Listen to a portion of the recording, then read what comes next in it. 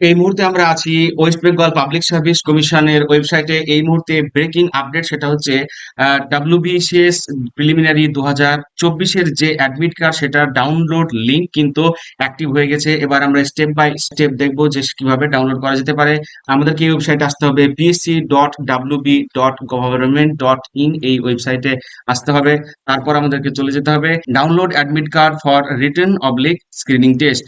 এখানে গেলে West Bengal civil service examination 2024-এর যে পরীক্ষার যে অ্যাডমিট কার্ড সেটা কিন্তু এখান থেকে ডাউনলোড করা যাবে। এখানে লিংক কিন্তু অ্যাক্টিভ হয়ে গেছে, আমরা লাইভ দেখতে পাচ্ছি লিংক অ্যাক্টিভ হয়ে গেছে। এখানে ক্যান্ডিডেটের নাম আর এনরোলমেন্ট নাম্বার দিলেই কিন্তু অ্যাডমিট কার্ড ডাউনলোড করা যাবে খুব সহজেই। লিংকে গিয়ে আবার এমনও দেখতে হয়ে যেতে পারে লিংকটা উড়ে গিয়েছে, এটা সার্ভার ইস্যুর কারণে হয়েছে, কোনো সমস্যা নেই, পরে কিন্তু ঠিক হয়ে যাবে সময়ে।